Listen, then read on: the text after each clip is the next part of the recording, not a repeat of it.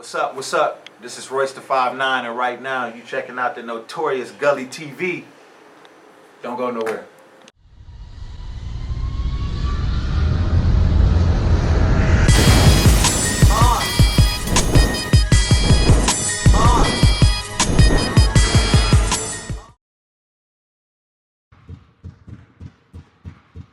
You ready, Nick?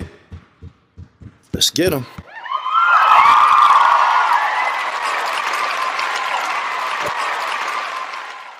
Tuned into me, you watching Gully TV. Facts. I'm gonna have to kick off this interview in a similar fashion. We following this up. This is a follow-up to a legend I just interviewed down here in Charlotte, North Carolina, and Facts. I have to kick it off this way. Again, when I decided to visit Charlotte and plug into the hip-hop community, your name was right up there at the top, right behind No Limit Larry. I appreciate that. That means a lot to me. The person that I spoke with, I was speaking to somebody that's actually from New York City, and they have some ties to the community down here. And I asked about, what's going on hip hop wise down here. And I was told they might not have what you are conventionally looking for, but they have Facts. Charlotte. Facts. You know what I'm saying? And that's when your name came up. Facts. So go ahead and introduce yourself, G. Slim Hood, owner of Platinum Plus Recording, producer, engineer, work with likes of DaBaby, Anthony Hamilton, Fetty Wap, Honey Gang, who else? Bankroll Fresh, Eastside, of course, the great Power 98, Coalition DJs, Fleet DJs. I've worked with Mac Wiles, Charlie Clips, a lot of people. You a lot heavier than your bio. Still, you got to update your bio, pimp. Facts. I really be chilling, and that's probably my problem. Is I really I've been doing this so long that I don't even. And I tell myself, it's like breathing. I don't even understand what I'm doing. I don't even understand it because it's just it's so natural. So you probably get accustomed to people immediately asking about your work with DaBaby. But what interests me is your work with Anthony Hamilton. As soon as you said that, a light went off in my head. And you know what? Nobody ever asks us about that, and that's actually a good one because we were at I think it was the Hit Palace, King Carter's old studio, because that's how I had my first studio on Tuckasegee. Is I had the studio beside King Carter's studio. Shout out King Carter. So I was subleasing from King Carter, and him, Anthony was over there. Zay was over there. Zay was a little kid then. And Ant was drinking some Hennessy and just having a good time. It was a good session. Just know Anthony brings vibes to me. Like, he's definitely your uncle. He had his hat on. He was definitely feeling himself, and we had a good time. And we made some good records. What exactly did you do for him? I got a homeboy named THRU that I work with, and he broke down the difference between a beat maker and a producer. He was basically saying, man, that a producer creates structures. Facts. Go ahead. What exactly? A beat maker is going to send you a beat online, you know what I'm saying? Or it's just about the beat. Right. Versus a producer, I can see the marketing strategy before I even see the record. Like, bro, we got to do a record because you got this angle that we can come at. Right. That's a producer. I'm producing something. Even if you look at the definition of a producer in the dictionary, and I've looked it up, it's that, like, to make things, to produce. So yeah, you making a beat, but you're literally just making a beat, versus producing is more like birthing a career. Right. It's bigger. It's deeper than that. So it's deeper than the beat. It's bigger than the beat. It's longer than the beat. It goes further than the beat. It's about what that artist is wearing, what that artist is saying, what that artist is doing. Like, when I get in the studio, I don't really talk to artists about music. I more or less talk to them about life and what they're doing with their life. Because if you're not doing something with your life, you can't even make music. Yeah. If you're not doing that and you come in here to the studio and you're lying, I can tell when a person is lying. I've listened. I can understand vocal chords, your tones. I know when you're lying. Right. So it's just tell the truth. What type of adjustments did you have to make to work with somebody like Anthony Hamilton? being None. as though you a lot of times you work He's with from hip hop Charlotte. artists. Is he? Yeah. Okay. And he from the Jacks. He from the PJs? Yeah. What? That's what I'm saying. He unk by. He would kick. We was chilling in it. Like, it was love. It was not. Yeah. But like, nah. Like, I was on probation. I was on federal probation, so I was not intoxicated, drunk, or nothing. He was the one. Not to say that he was like fucked up, but he was enjoying himself, singing like your auntie or your uncle would do at a family reunion. So you got a soul music folder on that desktop? I definitely got about 3 or 4 records of Anthony Hamilton on my computer that haven't been released yet. Right. I got a lot of songs from a lot of people that haven't been released. I got 7 hard drives full, and each hard drive is a terabyte. Yeah. So if you know just how space works, I have 7 terabytes full of music, and a lot of it has not came out. That's like 7,000 gigs, right? Pretty much. Yeah. It's crazy. It's crazy. Pretty much. How long have you been a producer? Since 99, 2000, since the World Trade Center fell. I was at Piedmont Middle School. Okay. I remember that's when I was Piedmont Middle School. I was in 8th grade when World Trade Center fell. Sometimes when I interview producers, they have a background as an MC. Did you ever rap, or you went straight to the production side? I can rap. I'm a fool with the rap, but I don't want to rap. And that's why I don't rap. Like, I give a lot of my clients bars. Yeah. I've written a lot of records that people don't know about, but I don't want to rap because of the action behind the rap. Yeah. Like, explain. I don't want to go there, but I will. So I choose not to be a rapper. Right. Because again, Baby from Charlotte. Yeah. Y'all know how, like, you got to stand on that shit. That's why I fuck with Baby. And that's why I worked with him in the beginning. Like, before, I understand him. Right. Like, so that's why I don't rap. Did he have any standout qualities that would lead you to believe that he probably would make it? Yes. Sure. He was the only person, and I've been recording since 2000. He is the only person that has ever booked a session, came in to record. We started having a mutual conversation. He booked 4 hours. We started having a conversation about music and everything. We wound up spending the whole 4 hours talking. He said, all right, bro, my session up. I got to go. He said, how much I owe you? I said, nothing, because we ain't record. He said, nah, bro, I want to pay you for your time. When he said that day, I said, oh, this nigga's out of here.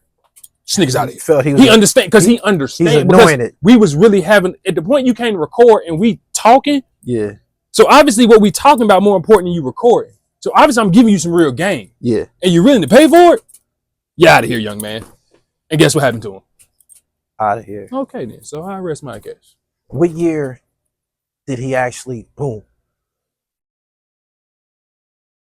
I mean, right before COVID, at COVID, but then it was before COVID, because he was doing things in the city that nobody else was doing, and I still haven't seen nobody doing to this day. Yeah. Like, we did the 5-minute mixtape. He called me on the phone. Hey, bro, I got this mixtape I recorded in my house. I want to put it out, but I don't like the way it sounds. He pulled up on me. We re-recorded every song on that mixtape that night. He left the studio. I was recording, so I'm tired. I went to sleep. He went straight to GAT 3, got it mastered and put it out that day. I woke up hours later and the song and the music was out. Yeah. No, but that's nobody's seeing all these background things that are happening. Right. Like them leaving the studio and going to pass out flyers at bus stops because kids is at the bus stops. That was 10 years ago. Those kids were 15. Those kids are 25 now. This man knew what he was doing. Yeah, that's what it sounds like. Even to the point I'm going backwards as a businessman. I'm 37. I own a studio. How many 37-year-old rappers do I know? Sounds like I need to go backwards and take some of Baby's lessons and go back to those high school kids and middle school kids and people that want to chase their dreams. No doubt. Tell me about the current hip hop scene out here in Charlotte, North Carolina. It's like No Limit said. It was actually honestly it's better, but it was better before Baby came out, because it was sad to say it was a fake it before you make it type of thing. And then when Baby came out, it wasn't you can't fake it no more. So even as the studio owner and the producer, I saw a change in the environment or the ecosystem of, damn, everybody ain't coming to the studio like they used to come to the studio now that we got somebody winning. Now it's a different ball game. Now you ain't acting like you the king of the city, because we really got somebody that's doing something. So what you gonna do now? Oh, he made some niggas pipe down. You ain't had no choice because he really doing this. People don't understand. It's like a lot of people forget. And a lot of people, again, I feel like I'm Phil Jackson in the city. Like, Baby came in the game. He got signed during COVID. The world shut down. This man went on an international tour while the world was shut down. He did songs with Gucci Mane and Future in his first year. Yeah. Anything rap-wise you could think of doing, he did in his first year. He did it in his first year. Pressure. Nobody's seeing that. Yeah. I'm seeing that though. Okay. So for it to go the way it go, and then he say what he say about the gays and all that, and to be where it be, to me, is again, this stage 2. He had to get to the top of the mountain first. He up there, he learned his lesson. Now he about to go for again. He about to go for another one. Right. And I'm on the same time. We going up again, baby. Hey, we on the same time. I'm going up. We're going up. That's what we're doing. When he this is a question that I want to ask you. When he said what he said publicly, did that affect him as a person? No, because I already knew he was. I mean, bro, like what? Because he lost a lot of but opportunities and partnerships and shit like that. I'm not gonna lose any because I don't have not one. I don't have any of them. Right. I got to pass out flyers and work hard and get my money, so I can say what the fuck I want to say. Right. And what I'm gonna say is, he know that's how he feel. Like, bro, nigga, man, grown men don't fuck with gay people. Not to say I don't fuck with gay people, good, but I mean, it is what it is, man. And really, it wasn't even the gay people. It was the raise your hands if you don't have AIDS. I think that's what it was. Yeah. I thought they made it extreme. And honestly, if I know him, so again, what I'm gonna say is, it's a marketing tool. Like we would get on stage and say the most outrageous shit to make you raise your hand because I need that visual for the camera. So again, he's thinking about that while he's on stage. So I need to say something to get this reaction so I can get what we need to get. So if I put this goddamn shit behind the background, it's going to look how I need to look. But you not thinking about all that because you are a low vibration and we are of high vibration. I was reading, I was told to be prepared for this with you. So check it out, right? George, I had a wild day today, my boy. The day's been wild. And this is the end of it, so I was reading into your bio that you have albums. Producer of the Year is one of your albums. Facts. This is one of my trophies I got. Okay. One of them. I've won Producer of the Year a couple times. All right. I wanted to ask you about that. Are these compilations? Nah. They're well, yeah, in a sense. I dropped the project Producer of the Year. That was a beat tape. Then I dropped It's Just Work, which was a compilation. It had Rico Barrino on it, Money Only Mo on it. Who else was on there?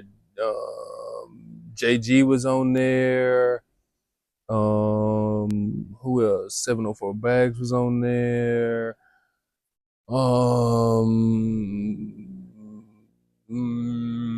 P Frank is on there. A lot of people. So yeah, it was basically a collective of the artists that I worked with, because again, I have 7 hard drives full of music, and I still have music that I can put out that has never been released from artists. So me putting out compilations or projects is more or less a thing of me being a producer versus a beat maker and waiting for somebody to predict my destiny versus me taking it in my own hands. So, I mean, at the point you recorded in my studio and you recorded on my beat, I'm gonna put it out. And I mean, I already been through the good and the bad about that shit. I mean, Charlotte is a wild place. I got pistol whipped one time over a song, but that's how I got that scar right here. When I was in the studio beside Carter, I was recording these guys, and the artist was dope. And they called me up. I was working at McDonald's. They called me up. Yo, we got this song we did with Rocco. We paid Rocco 8 bands. We got this song. We want you to mix it for us. I said, cool. And I was a Rocco fan. I'm a Rocco fan. So they pull up on me, give me the session. I'm mixing the song. Rocco's version sounds ass, like actually ass. Like I'm a fan of Rocco. The recording was ass. What he was saying was ass. Everything about the session was ass, and I had to make it a good song. But the dude's part was dope. Like he killed Rocco on the verse. So I mixed the song. and I put it on my fucking SoundCloud because I like Rocco regardless. And then this nigga killed the verse, and he was my client. Yeah. So I put it on my SoundCloud. So I get off work at McDonald's one day, pull up on Tuckasegee, on Tuckasegee, pull up there, boom. I go in there, my partner there, and he like, yo, I'm about to go pick up my daughter from school. I'm like, all right, well, I'm about to go to sleep right quick because I got a session later. So I lay down, I'm asleep, boom, boom. I hear a knock at the door. Open the door, it's like 5 niggas at the door. So we get into it, like, they start telling me what going on as far as like, yo, like, you trying to make money off our songs? I'm like, bro, I'm trying to tell them, like, bro, it's on SoundCloud. Like, you can't make money off SoundCloud. This is like 2012, 13 type of shit. So I'm like, bro, you can't make money off of SoundCloud. And then I'm like, how the fuck do you even know it's on my SoundCloud? So these niggas was from South Carolina, Chester, South Carolina. Supposedly, this is what they told me, is they were outside on the block. This is what they told me. They were outside on the block and a nigga drove by in a car playing their music. And they pulled the nigga over and asked him how they got the music, and they showed him my SoundCloud. Dang. So again, that's the power of technology. Yeah. That led these niggas to pull back up on me. 5 niggas deep. And you getting the energy right now. My energy is my energy. I probably said what I said. I remember throwing some fists. They throwing some fists. Next thing I know, I'll wake up in a pool of blood. But in hindsight, that shit got handled. So, say that to say, that's why I don't rap. Got it. Don't play with me. To prevent those types of incidents, how do you go about selecting who you work with? I don't. As long as you send that deposit, it's just work. It's tat on my hand. Like, even if I wasn't doing this, I would work a job and still be doing this. Again, I worked at I did 5 years in federal prison, came home, worked at McDonald's, took my McDonald's savings and started my studio. So even if I did, like, I've always had a studio. I had a studio in my mama's living room. I would always have a studio. Right. This is who I am. My father passed away. I wanted to fuck all this shit. I don't want to do nothing in life. Nigga, what? It's who you are. So even if I worked a job, I would still be recording. So that's who I am. I was looking at your Instagram profile and I was looking at some of the guys that you've been working with. Mm-hmm. How can you determine whether or not someone is worthy of being seen on your Instagram profile? You just said you got like 7,000 gigs of music. But Goosebumps. How do you make it? Oh, it's a feeling. Goosebumps. If I don't get goosebumps, like literally to this day, like feel like anybody that you've seen on my Instagram or something, is because I was sitting here and I got goosebumps. And I was genuinely feeling what they were saying. If I can't genuinely feel what you're saying, that's how I know if you're lying or not. I know if you really live that life. I know. Like, I'm from Charlotte. I went to a different school every year. I've lived on every side of town of Charlotte. So you can't tell me no Charlotte story that I ain't gonna be related to. Right. But then even then, and that goes into just a world story. Like, all right, you come from this hood or you come from this suburb. I went from living on West Boulevard to living in Matthews. No limit. No, that's 2 totally different worlds. Right. Literally, I didn't start selling drugs until I moved to Matthews. When I was in the ghetto, everybody around me broke. But when I moved to Matthews, and now these kids is wearing Jabos, and their mamas are standing in line to get them the Jordans. My mama said, I can't even have the fucking Jordans. Now I'm selling drugs. Because I'm in a different environment and I need to catch up. Yeah. But when I was in a regular environment where everybody was broke. So you need an online push. Gully TV Media. East Coast, West Coast, down south, uptown, downtown, Switzerland. The hottest in the business. Underground MCs. Need a push? Gully TV. Published authors. You need a push? Gully TV. Your daily online source of hip-hop, sports, and fashion. The email is below. GullyTVBoss@gmail.com. Hit me up. I'll be there.